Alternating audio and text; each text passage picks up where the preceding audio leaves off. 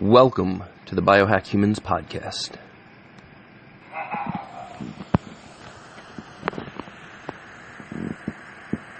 You want to know something lately? You want to know what's going on with Brent Dail? Well, I'm going to tell you something right now. I don't give a damn about anybody except me and this title right here. And esta noche, and the sábado Quijote, the playa de Ponce. Mr. 450 Hamed. Now, I'm not going to doubt your skills, my friend.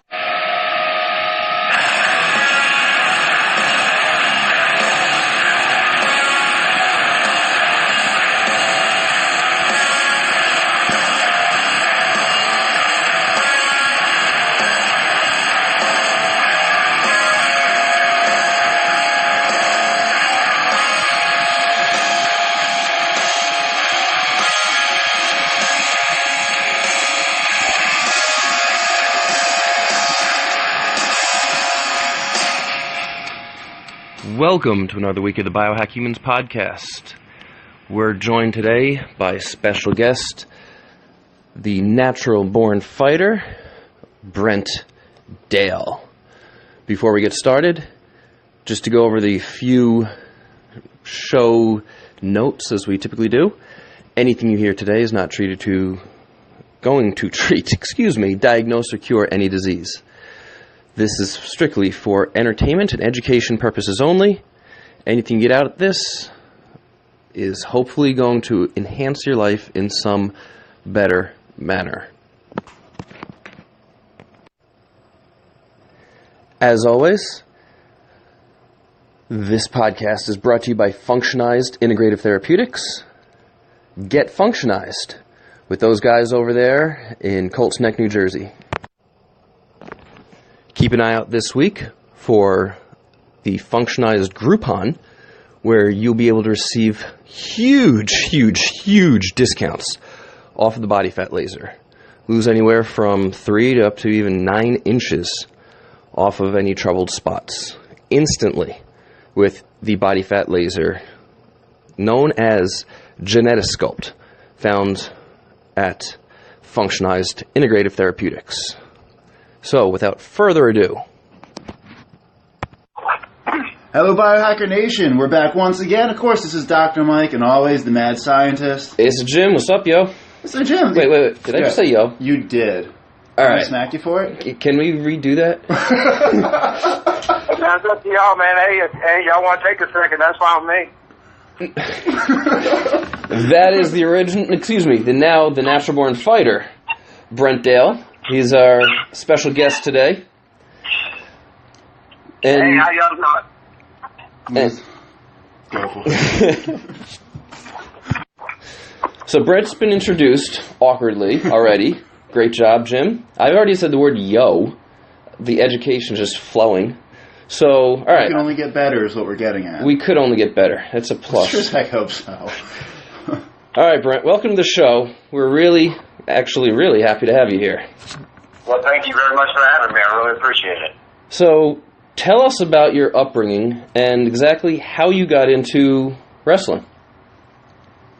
Well, I kind of lived in pretty much a rural home. I mean, it's basic. I mean, I lived in Lakeland, Lakeland, Florida, so that kind of tells you a lot. Wouldn't know about that place. What's that? Wouldn't know about that place. Lakeland just, it's like a, typical small town America, you know what I mean? So, I grew up in the 80s and, it was a cool time during that time and just, had 2 loving parents and 2 brothers and, it was, I just, always went out and, just typical stuff that normal kids do, during that time. I mean, it didn't have no iPhones or iPads or anything like that. I actually had to go outside and play. No way. Outside? Play? Run around? Yeah. Outdoors still exist. Chores around the house, that type of thing. Chores? What is that? Yeah, I think we had a Nintendo when I was young. We had all the game systems, the Ataris, the Nintendos, the Segas, but my dad would be the type, he'd be sitting on the sitting there playing for about an hour. He said, all right, get up, get out of the house, go play. Go mow the yard or do something. That was kind of how it was. So where did wrestling come about? I mean, you're playing video games, you're doing chores.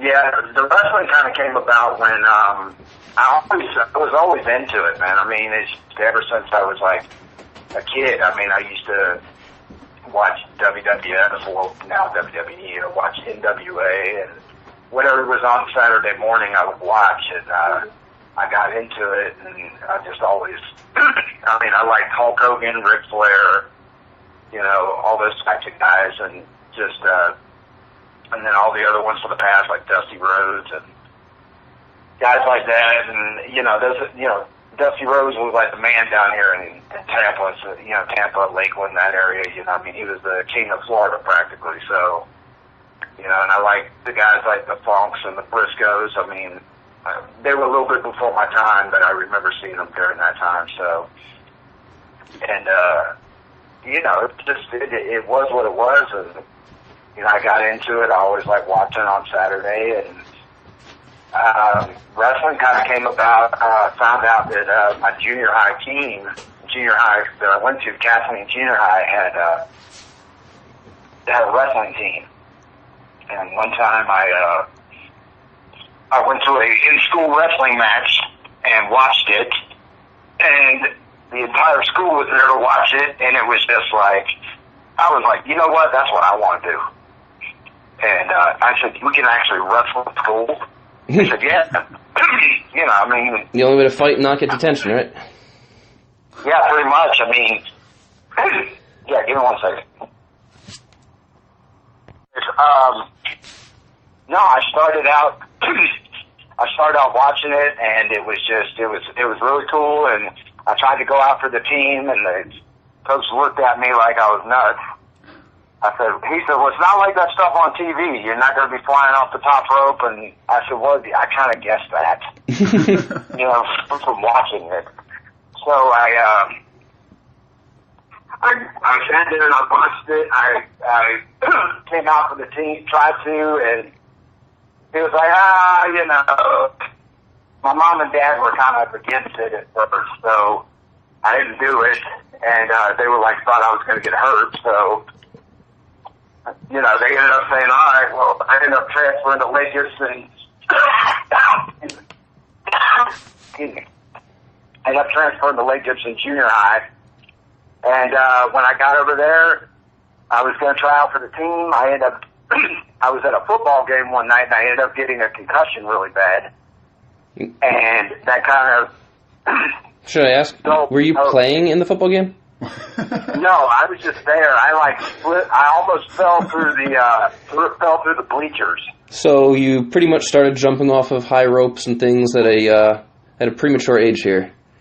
Yeah, pretty much. I pretty much running too fast and tripped like a normal clutchy teenager did, and banged my head pretty hard and went to the hospital, and they said, "Well, you got a concussion." I was like, what does that mean? They said, well, you kind of bruised your brain. I said, well, that don't sound good. And so after that, I mean, come on, I'm a junior. I don't know what concussion is. So,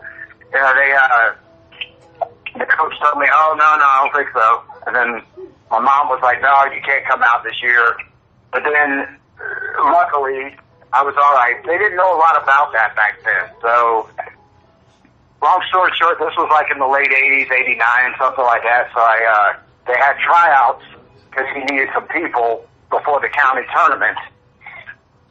I came in, a guy named Coach Barrow. He says, well, I don't really know who you are. I was like, well, I'm here for the tryout. Can I try out? And he goes, yeah, sure, go ahead.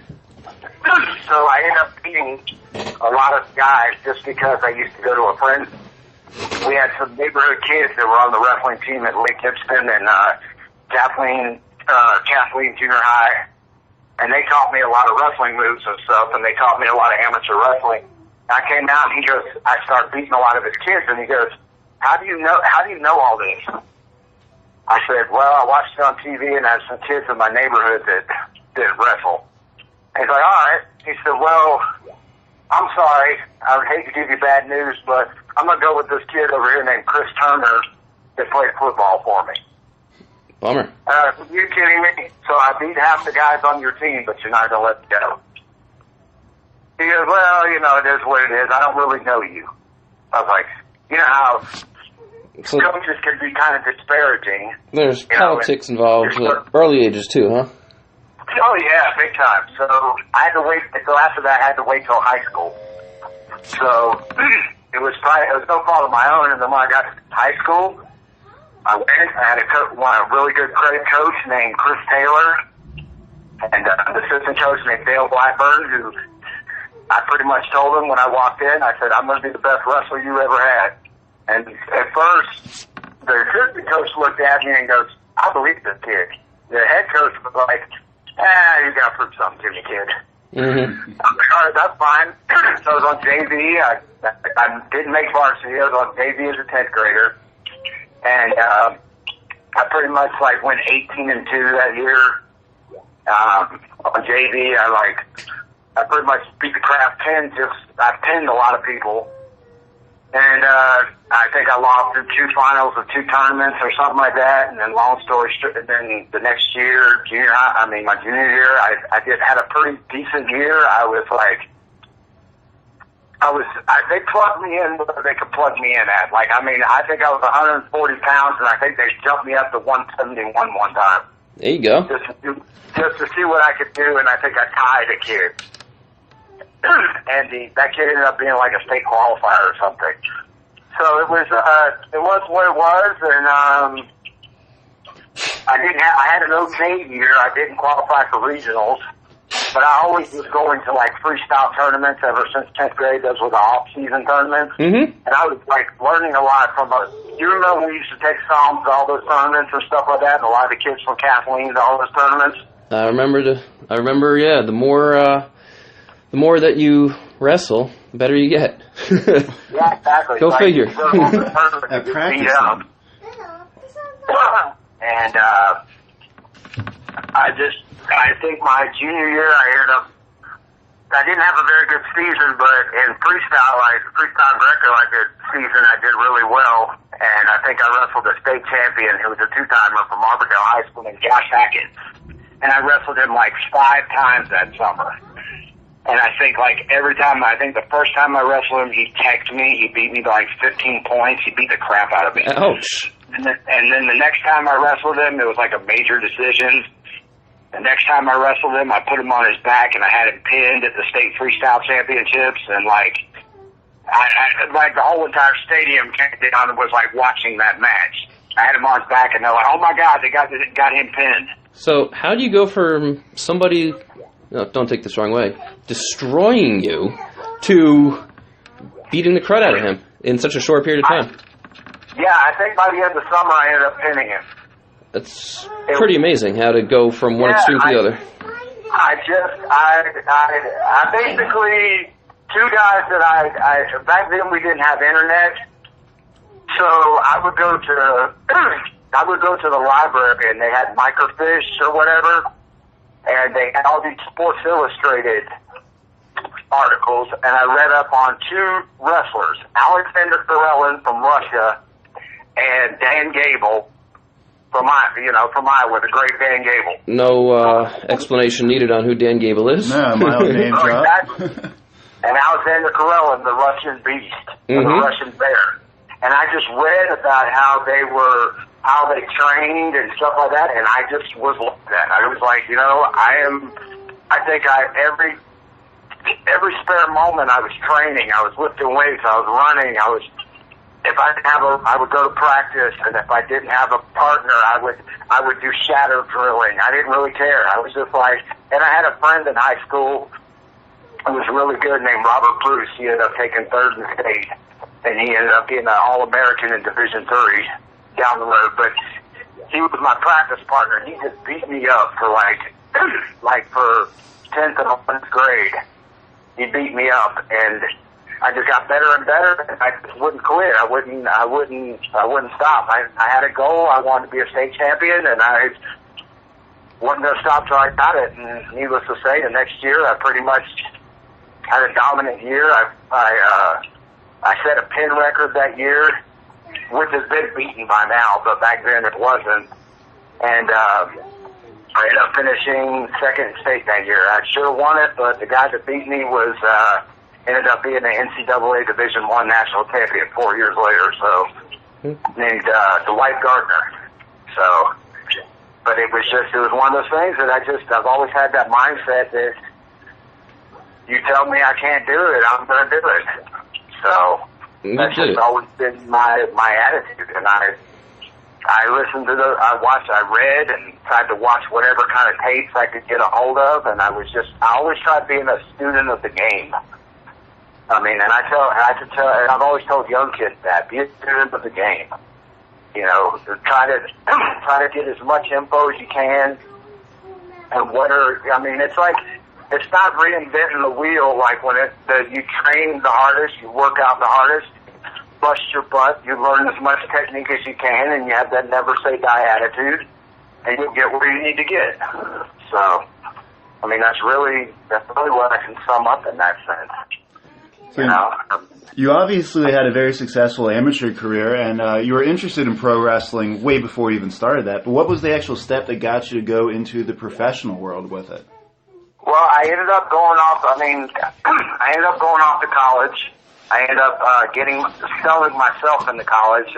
My coach, I love him to death, but he wasn't really much of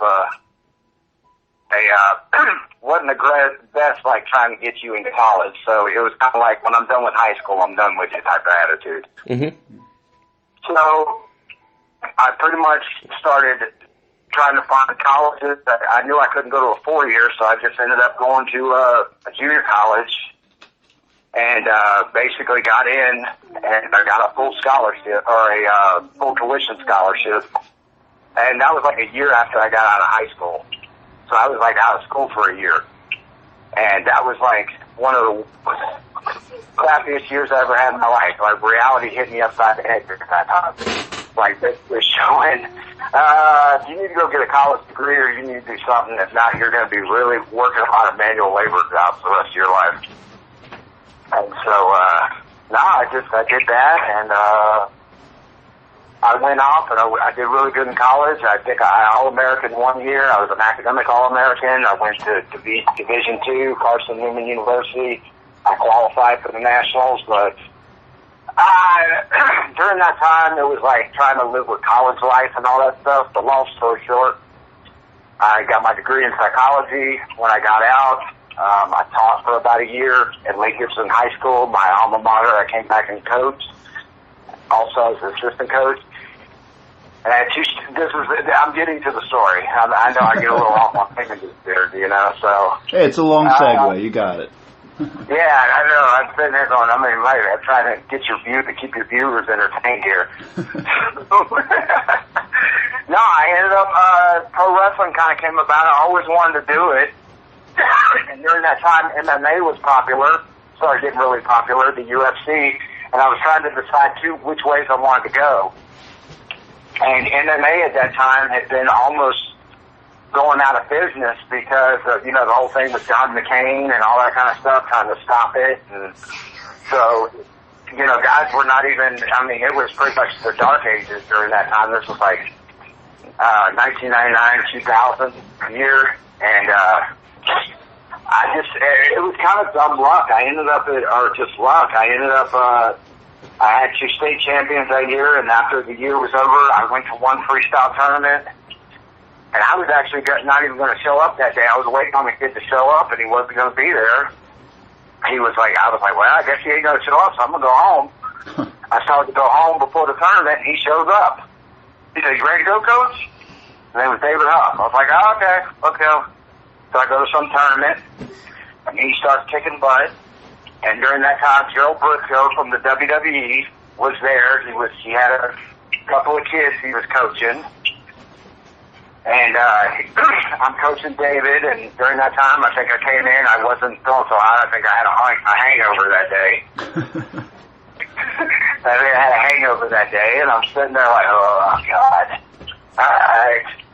So he's sitting there, I'm coaching him. He walks up to me, and he says, I see him walk past, and I said, "Hey, Mr. Briscoe, how you doing?" He goes, "Hey, how you doing?" And he looks over at the kid I'm coaching, and he said, "Is that David Hump, state champ, that won this year?" I said, "Yes." He said, "You're his coach?" I said, "Yeah." He goes, "How old are you?" I said, I'm 24. He goes, "You look like you're his age." He said, "You look like you're not even out of high school." I said, "I'm 24 years old, sir." He goes, "Wow, all right." He goes, and then he goes, "Okay." And then he said, "Well, good job, man." He said, is he your kid?" I said, "Yeah, I was the assistant coach this year." And he said, "You all had like 2 states." I mean, he knows his stuff, you know. He pretty much keeps up to date on high school kids, college kids, all that kind of thing. And he basically during the tournament, he comes up to me and said, "Can you help out? Can you help out a couple of my kids?" I said, "Yeah, sure." I was telling him, and the problem was he had this kid that was with him. It was a friend of his son who's from West Briscoe, and I tell you, he's about to wrestle a state champion, and I say, "Great.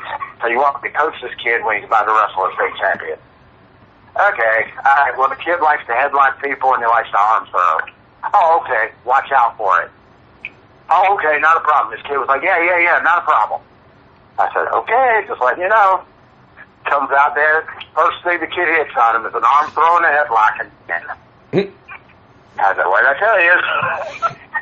Done. Well, you said watch for it. I guess you should have been more specific on defending for it, too. Yeah, I said, "Watch for it because don't pop your head up." I said, "And try to, go for a leg or do something like that. Try to stay away. Don't go upper body with the kid." What was the kid did right off the gate? Went upper body with it. Kid threw him right through there. I was like, "Great." So, and then next thing you know, then he comes up to me. I start talking to him. He comes up to me later on, and he was like, I said, "Sir, I've always been interested in being a pro wrestler." He goes, "Oh, really?" I said, "Yeah." I said, "Well, you're not very big." I said, "Well," he said, "How much do you weigh?" I said, "About 175 pounds. He goes, "You need to get on the weights big time." I said, "All right, I'm on the weights." He goes, "Well, you need to get bigger." I said, "Not a problem." Okay. He said, "Well, we got a camp coming up. Kurt Angle's going to be at it over at Sickle High School. You want to come by?" I said, "Sure." You get to meet Kurt. And he said, "I know a guy named Dory Funk Jr. You know him?" I said, "Yes, I know who he is. Very well." He said, "Why don't you come out there and talk with him?" I was like, "Maybe I can set something up for you." I said, "Okay, sounds good." So that's where we went. And long story short, I showed up at the camp, got to meet Kurt, talked to him for a little bit. They were watching me coach. I could tell they were watching me the whole time. And they come up to me and he says, "I heard Dory Funk's going to look at you." I said, "Yes, sir." He said, "Dory's a good guy. He'll teach you a lot." Okay. And that's kind of where we went from there. I mean, it was just it was just timing, right place, right time. That's kind of how the whole thing kind of went about, So then you headed, eventually start heading down south a little bit from where you're at even there. Tell us. Puerto Rico? Yep. Yeah, that was kind of interesting. That was, I got into the business. I trained with Dory Funk for about a year and a half. He was putting on matches at his school. Got to get some experience that way. Did a couple of shows around Florida. I think my first debut match in Florida was a Florida heavyweight title match.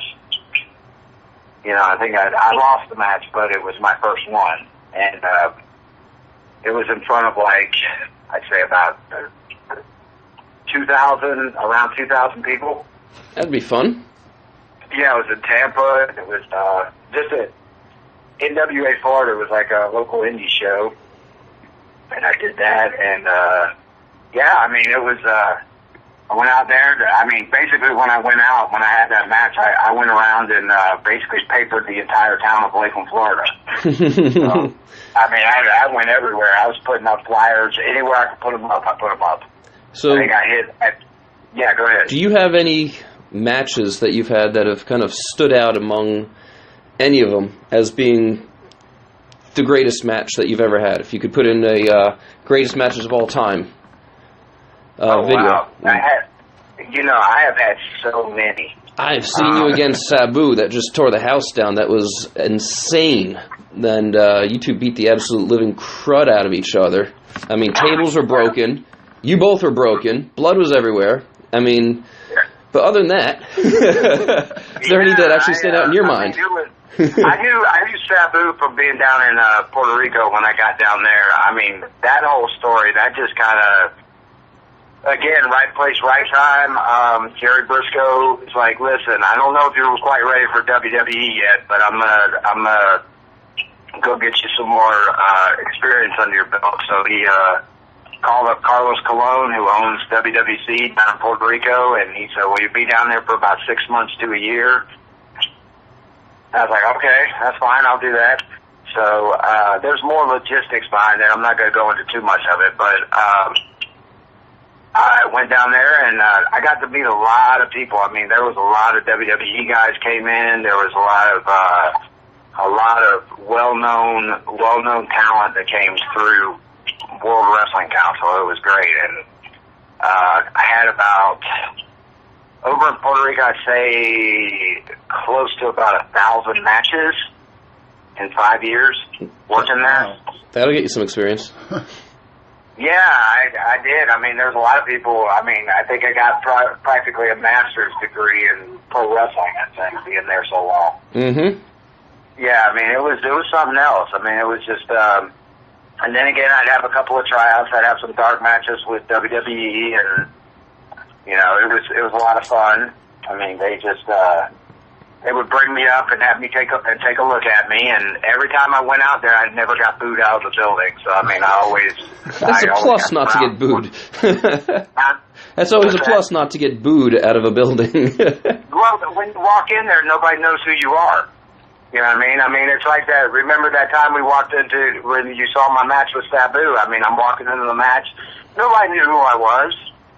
I walked in, and I don't know if you remember or not, I walked in, they go, everybody's yelling, who are you at me? And I got on the mic, and I said, you might not know who I am, but your mom and your girlfriend do.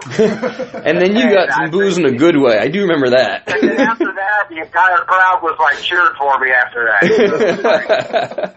It was some guy just yells out, hey man, who are you? I said, you might not know who I am, but your mother and your girlfriend do. All right? And they were like, everybody's like, ooh, and then it was just crazy after that. So. But no, it's just one of those things that you just it's a talent you got to learn how to do, and it just takes lots of time to develop it. You got to learn how to feel the crowd. I mean, you got to learn to see where they're going. You know, I mean, wrestling is like pro wrestling is a story. You know, and you got to mix with violence, and you got to try to get out there and I don't ever like to insult anybody's intelligence, but you just got to learn how to take a hit, and you got to learn how to get beat up, and you got to give it back. You take it and give it, and it's just one of those things where you learn how to read the crowd, you learn how to feel what they're getting into, and then you just got to capitalize on it. You got to have an ear for it. You got to know what they're doing and be able to be what's it called? You got to be aware. You learn big time awareness. Mm-hmm. You really do. It's not like that's one thing I can say about the difference between that and MMA. I mean, MMA is kind of you just get in there and you're fighting. With pro wrestling, you're not just fighting; you're also getting in there and you're trying to get the crowd behind it. You're trying to tell a story at the same time. It's a lot different. Oh yeah, I mean, people watch professional wrestling to be entertained, and yeah, you're right. A lot of that is a guy's soap opera. In many cases, just ends up in a fight at the end that everyone pays big money on a pay-per-view to see. Exactly. But that's why they pay the big money, because they want to see how that story hopefully concludes. Oh yeah, big time. I mean, it's just it is what it is, but that takes time. That takes time to learn, and there's a lot of guys out there that don't. They don't know that. They're too green. They don't know. I mean, they don't think that, they think that, oh, well, if I do this big old freaking move, everybody's going to go nuts. You know, you can do that big move out there, but I'll throw one punch and I'll have the crowd behind me before you will. Right. You can do your 450 moonsault, whatever you're going to try to do out there to try to get a woo out of the crowd. I'll build them up and turn around and throw one punch and they'll be going crazy. You know, it's just, you just basically learn it's all psychology. It's all about reading people and reading the crowd. You know, so, I mean, it's like that, and you know, it's probably one of the craziest, interesting games I think I've ever been in my life. But as far as you know, just the business is the fun part is being in the ring, and then the other side of it is the politics behind it. So you know, it is what it is. You got to learn how to be a politician too at the same time. So well, tell us a little bit about that. I mean, obviously there's politics and everything, even from a very young age when you were just getting into amateur wrestling in high school. So how do politics really work when it comes to the locker room, the back with the guys, all the way up to upper management, to the Vince McMahons, who is, you know, would be considered the top of the entire wrestling world here? Really, I would say the biggest thing is I mean, there's guys out there that are undeserving. There's guys out there that are deserving of their spots. The biggest thing I've tried my entire career was to try to let my work speak for me, my wrestling in the ring speak for me. But that's not always the case. And you also have to, you got to draw the money. That's the big thing. You can be the greatest wrestler in the world, but if you can, and nobody wants to come see you, they're not going to care. Right. And you have a guy that's not very good at all. Next thing you know, he's got tons of fans in there watching. You know, and really, it's all about how much money can you make for the promoter. If the promoter thinks you're valuable, and that's really what it is. I mean, a lot of the politics are filled around that. Can you draw money? If you can't draw money, I mean, it kind of sounds like a crossover with the UFC. I mean, Brock Lesnar, you know, grew a huge following in the WWE and then goes into the UFC, tries his hand at that, and because of his name, draws a lot. And all of a sudden, he's getting title matches out of the blue, goes out, and they want to bring him back. Is he the most deserving guy for a title shot? No.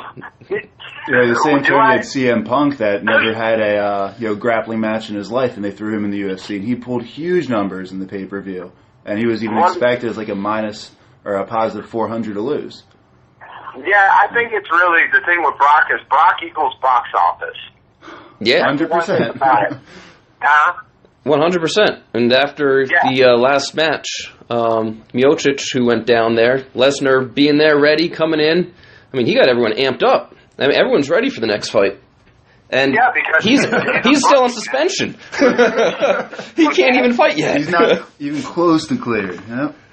But they already had the hype built up from it. All they do is come in the cage, push Cormier once, and that was it.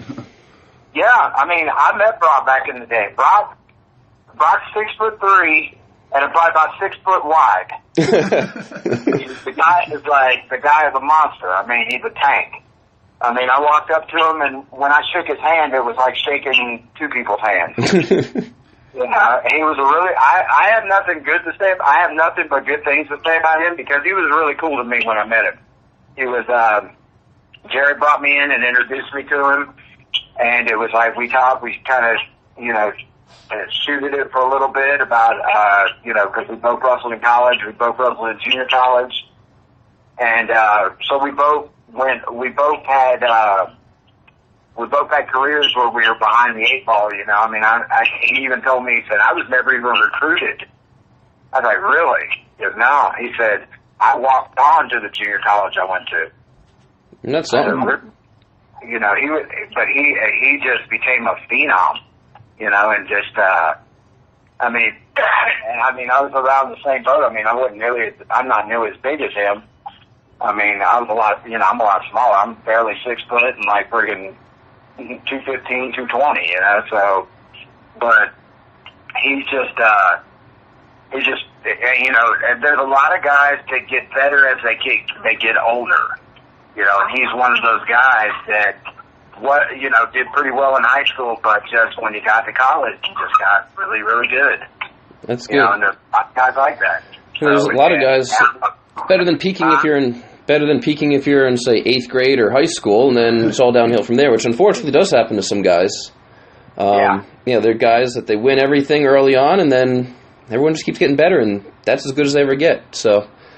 Yeah, pretty much. I mean, and the guy, like I said, just because I know the guy, I have nothing but good things to say about him. And, and the guy that he's fighting, Cormier, he wrestled at my junior college. Me and him are Colby alumnus. So he's, that's a hard one for me to root for who will win that one. But, because I met one, the other one wrestled for my junior college. We both wrestled under Dave Lampe. And, but he was after me. He came in like a year or two after I left. So, but no, it's just, like I said, man, Brock equals box office. So, and he knows it too. So, he definitely knows it. So, you can't, to me, the way I think it, you can't find a bigger draw at this time. And, I don't think they build anybody up like that, So, and a lot of it has to do with believability too. Are you believable? The people, one of the things that Dory Funk always told me was, people love a guy, regardless if they hate him or they love him. They love a guy or they respect him because he kicks ass. Simple as that. He said, if you can kick ass, they'll love you. He said, but if you can't, man, they see right through it. You know what I mean? Hands will see right through it. They're not dumb. So, and that's one thing you say about Brock. He can kick ass. So, yeah, he can. So, and I would say a lot of amateur wrestlers have been under that, here lately have been like that. Like Kurt Angles and, the Kurt Angles, the Shelton Benjamins, Brock. A lot of those guys kick, they kick ass because of that, So, a guy like, in MMA, you got a guy like Chael Sonnen who's doing what he's doing. But him, he's totally adopted a pro wrestling logic, and, trying to get people going, and people will watch his fight all the time just because he's a trash talker, and they're starting to see that. People are not liking it, saying, oh, it's not authentic, it's not what it is. But this, UFC, MMA, pro wrestling, boxing, it's a business. And people want to be entertained. I remember you always saying it was a work, everything. I remember watching baseball games, and the guy hit the ball over the fence in the bottom of the ninth to win the game, and you tell me it's a work. So, when it comes into the world of fighting, that part does seem true, doesn't it? Yeah, it's one of those things that, people want to be entertained. People, the big thing about wrestling and boxing and MMA, it's not a hard principle to know. It's really this. It's a very easy principle. And I've learned this over the years. Who are these two guys? Why are they fighting? And why do I have to put out my hard-earned dollar to care? Mm-hmm. If you can answer those three questions, then you're good. So we talked about the politics and a lot of components about the wrestling, both amateur and professional, but we haven't talked too much about the physical components. Obviously, it's we'll call it, you get very shop worn after years of doing this. You said thousands of matches in a short period of time. Was there any common supplements or any little tricks or biohacks that you or people that use to try to help overcome, go to the next level, or just kind of recover in general? Well, I've always been I don't do it as much now. I used to do a lot when I was in the business. It was getting bigger and stronger and things like that. I did a lot of creatine, a lot of glutamine, a lot of protein. I tried my best to eat as clean as I possibly could. My only vice is I like to drink. It's not everybody, a lot of guys, people's vice, So, but those are a lot of the things I've done. I mean, I've always tried, one of the things that, Jim, Jim, he turned me on to a lot was with a lot of the natural supplements and stuff like that. A lot of that stuff I didn't know back then, A lot of that stuff was just, it's a physical drag on you. I mean, I tried to do a lot of meditation. I tried to do a lot of stuff that, reading a lot of, I read the Bible a lot. I did a lot of stuff like that. I mean, I just tried a lot and I have a degree in psychology, so I learned a lot of stuff in psychology that tried to help me to get through a lot of things, It's just, you just got to keep a strong mind because the business really beats down on you mentally and physically. Mm-hmm. Right when you start, it's one of those businesses that doesn't show a lot of results. And it doesn't owe you anything. Like if you see in most competitions, anything from any sport, you work your butt off, you're gonna make it. You're gonna get better. And the one thing about pro wrestling, and I'm not so bitter about it. I used to be, but not as much now. But it's one of those things that you can train all the time. You can work as hard as you possibly can. You can do everything you can, but they don't. But you don't. Sometimes you don't get a lot of reward out of it.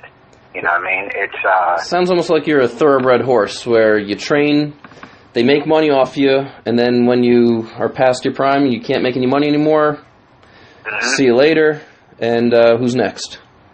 Yeah, pretty much. You either the business, they kind of leave you either a success or they leave you broken. That's kind of the two way street goes. I mean, and it's, the business tried to leave me broken, but I refused. I was like, well, if there ain't one road, then I'll find another road. Mm-hmm. And I'll find another way there. A lot of the biohacks and stuff like that, it's just trying your best to keep a strong mind. I mean, because the business, when I was down there, I broke my hip when I was there and never got it fixed. I mean, Jim can tell you that one. Yeah, you've always been limping around. Yeah, and it's one of those things that's it used to be 100%. I think now my life is on 70%. So it's like maybe 60 or 70, and it's just like, I try my best to be 100%, and a lot of it is just your mindset, your strong mindset. You just gotta keep yourself going, and you gotta keep a positive attitude. And trust me, there's a lot of negativity around it, big time, and you just gotta try to keep yourself above it as much as you can. Now, you've kind of taken it the next step and evolved in your career and kind of started out another promotion, the Federation of World Fighters. Yes. So tell us a little bit about that. I mean... Well, a lot of people probably are not too fond of what I'm doing, but screw them. I don't really care. I don't care. The way I look at it is, I've always liked pro wrestling, I always liked MMA, I always liked amateur wrestling, and I wanted to do something that was a little bit more of a combat, like making wrestling more like a sport than an actual show. Mm-hmm. So I came up with we put together one show, and trust me, I'm still looking at investors as we speak. But I put together a show, and it was basically a point system. A lot of it followed the amateur wrestling point system. But it's in a wrestling ring, and it's more like a sport. I mean, it's just the only thing is, the best thing I can describe it is MMA with pinfalls. Okay. Instead of getting, not only can you get choked out, not only can you get knocked out, you can also get pinned. So, and it was something different, and we put on a show, and it did really well. I had as much money as I could to get it started, and I pretty much put all I had into one show, and when we did surveys at the end to see what people thought, and I don't think we had a single negative review. Everybody was there. We had around 100 people, and because it's something new. Not a lot of people know what it is. It's I wouldn't say, they say don't reinvent the wheel. It sounds like you're reinventing it. Trying a little bit, but trying to put some added spokes on it. Added spokes on it, maybe some mud tires on it, that type of thing. Maybe make some better traction on it. You know what I mean? Cool. Yeah, we didn't get a single negative review. Everybody loved it. They thought it was great. They said, if you can get this done, this thing would be huge. So that sounds like the next step. Yeah, pretty much. So, but there's like a lot of investors right now that don't really, it's not, they said, oh, it sounds like a great concept. I said, okay, great concept. Okay, what do you think? Well, try to get it proven first, and then we'll come back and talk. Investors want something that they know they're getting their money back. They don't want to play a slot machine and see what happens. Concepts are great, but if you have results you can take first. I mean, obviously, it's always the best.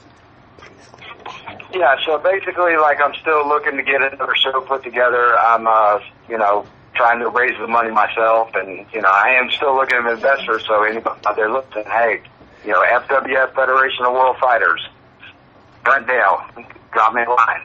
I have to throw a little bit of an ad there. So tell us here, what does the future hold for the natural born fighter? The future holds. I'm right now at this time. I'm married. I got 4 kids.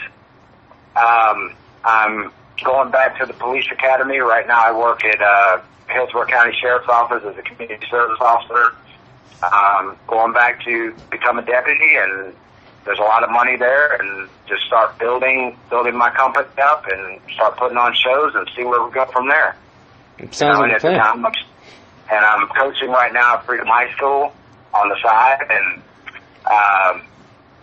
doing still training, doing a lot of stuff, and probably going to enter a couple of grappling tournaments and stuff like that, jiu-jitsu grappling tournaments, and get my name out there that way. I mean, I'm a lot of people have already told me when I was going to get back in MMA, they thought I was too old to do it. So, my guy's like, you're really good. I go to these MMA schools, which is kind of funny. I go to these MMA schools and barely get touched. And they're like, wow, dude, you're really good. Well, how about you train me to be, how old are you? I was like, 43. Well, no, I mean, it is what it is. I coached a lot. I coached some MMA schools and had a lot of fun with that, and had some successful fighters under my belt and did pretty well. And, it is what it is. I mean, just keep plugging along, man. It's just, that's where I'm going. I mean, to me, it's, I look at it like this. Les Brown said, it's not over until I win. There you go. So that's my mindset. It's not over till I win. Well, yeah.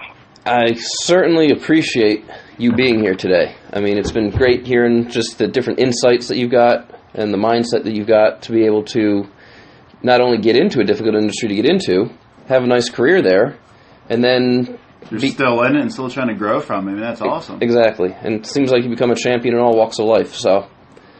Well, thank you for that. I just, a lot of it too, man, that you guys know this, a lot of it's having a good family around you, man. I mean, my wife's like my rock. Jenny, she believes in me, and my kids believe in me, and it helps me believe in myself. So it's one of those things that you got to have that support system around you, and that's another thing right now that a lot of the time you're being in touch with the man upstairs, being in touch with God, and that's really the big thing. I mean, that's just that's the way you need to be in life, and it's I live by a rule. I live by God, family, business. That's what I live by, and that's how I believe. I just be right with the man upstairs, make sure my family's taken care of, and business comes second, and business comes after that. So and then after that, do the best I possibly can with that. So that's where we're going. Philosophy is to definitely live by. All right, Brent. Well, we certainly appreciate you being here. We're going to wrap up our weekly podcast. And, Yes, thank you for being part of the show. We all appreciate it. Well, definitely. I appreciate y'all having me on. Hopefully I was entertaining enough for the fans out there. Did the best I could there. Man, I wish they could all see you in the ring. That they would definitely be supportive and loud and enjoying the show that you put on. Well, I appreciate it. And, Jim, me and you, we've been good friends for a long time, man. And you've helped me out a lot in that realm, and I really do appreciate it. And I just want to see your podcast grow, your business grow. I mean, you deserve it, my man. I appreciate it, Brent. Yeah, anytime, guys. And y'all, anytime you want me on, give me a holler, and I'll come on and help you guys out anytime you want. I think I'd love to have you on again. That was the natural-born fighter, Brent Dail, and we certainly appreciate him being on the show. And as always, if you enjoy and appreciate what you hear, not only tell a friend, tell two. And your honest 5-star reviews not only help keep us going with morale, but they help us know what we're doing right. And your direct messages not only help us know what's going right, what may not have gone right, and any questions that you have. Yeah, not just for us. If you have any questions for Brent, I mean, feel free to send them to us. We'll reach back out. It'll give us a good excuse to have him back on the show again. He's a phenomenal connection to have if you're interested in the professional wrestling business. If you are looking to get your foot in the door, if you are an amateur wrestler, this guy knows technique like none other. I mean, literally, he wrestles gauntlets for his workouts day after day. We'll go through 20 guys, one after the other, and he doesn't lose. They either tap out, which is not exactly regular freestyle wrestling, or, which he doesn't stop, or it turns that tap into a pin. I mean, he will go through 20 guys, one after the other, and screw with them. He has a lot of fun with that. But next week on the show, Beauty Brains Brawn herself, big time, Chantea, will be here discussing her year's journey, going from mom bod, mom of 3, to PhD student, still mom of 3, and having completed her first NPC figure show, which she has not only transformed her body, which is quite obvious from the photos, and pretty much everyone's seeing her and what she can do. I mean, this morning, she's 5'2". This morning, she's down to 100 pounds, and she put up a 400-pound hip thruster, which is on Instagram. And quite impressive. Right. I mean, she's dehydrated, she's exhausted, and in the morning, she didn't think that it would go up. Was dreading going to the gym just because of that. But after that, she said she probably could have done another 25 pounds. And she'll be here to discuss the entire experience and how many individuals come and will state that they just don't have the time to work out 3 days a week for 30 minutes at a time. She somehow found time with 3 children, a full-time job, and a PhD program to train up to, starting actually at 5 minutes a day, to 3 hours a day over multiple sessions. And, I mean, she's not measuring out her macros like many do.